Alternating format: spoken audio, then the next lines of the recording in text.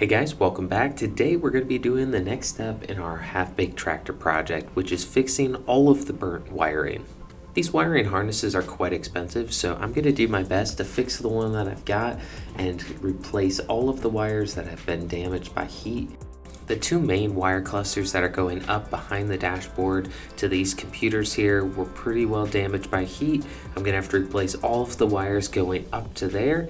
If I can, I'm going to try to keep those connectors because I don't believe you can just buy those alone. So hopefully I can get this to work.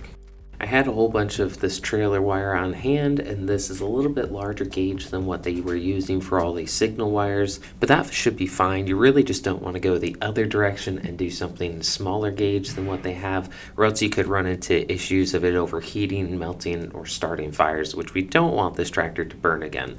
So I'm going to do my best to hook this up correctly, and then I'm going to be using these connectors that are heat shrinking, so once you connect it and crimp the wires together, you can go back with a little lighter or a heat gun and melt those connectors so that it seals and basically insulates it like it's one solid wire. So that's what I'm going to do here. Try to keep all of the moisture and water out of these connections so that it doesn't corrode or cause issues over time.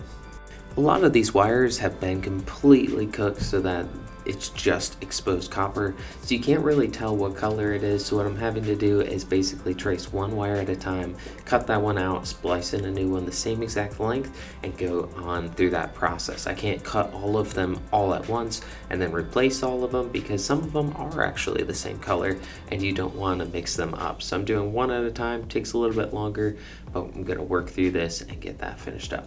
Alright, so the front portion's just about finished. I have all new wires, splicing the gap where it was damaged. Now I need to start on the back half of the tractor. This got most of the heat and the wires don't have any insulation left.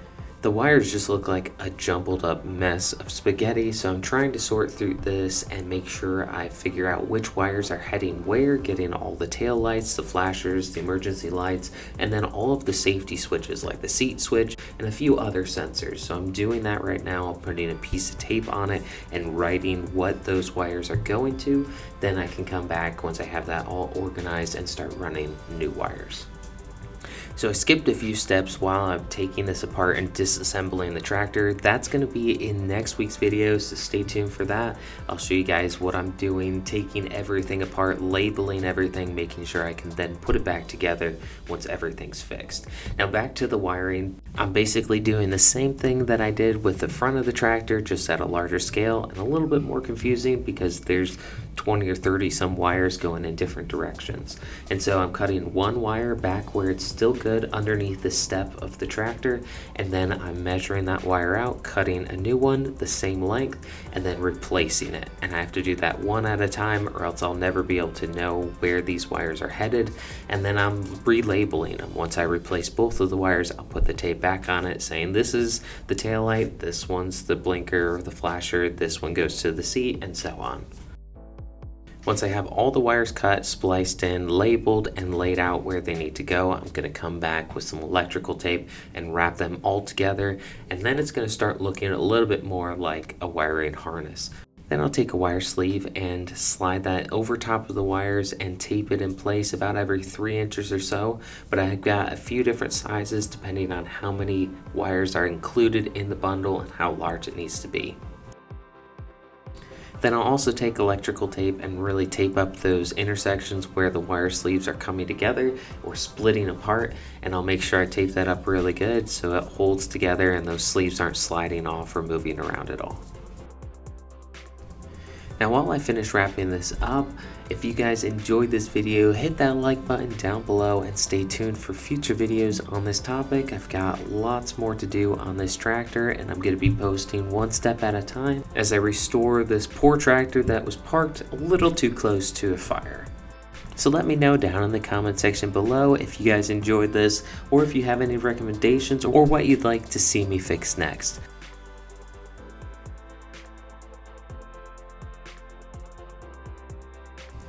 So here's how the wiring harness has turned out so far. Right here, the sleeve was a little melted from the heat. The wires were untouched, so I replaced that sleeve. This one's just wrapped in electrical tape. I need to run to the store and get another roll of this stuff because I ran out, but the other one's in good shape. And then this is where I started splicing all of it together. You can see the wiring harness is now complete. I have everything labeled. This one down here, that one was actually untouched, so I was able to keep it. And then here's the rest that's on the back of the tractor, all of the lights, switches, and everything that needs to be replaced. I haven't put any of the connectors on yet. I'll be doing that once I start putting it back together and I see exactly what connectors need to go here in order to plug into the lights and switches and different things. Alright guys, that just about finishes up the video for today. Hope you enjoyed this one. Stay tuned for next week's video where I'm disassembling the whole tractor, getting everything that's damaged off so that I can start fixing, painting, and putting it back together. So stay tuned for that video, and I'll see you guys in the next one. Hey, if you enjoyed this video, don't forget to subscribe to my channel so you can get a notification each time I upload a new video.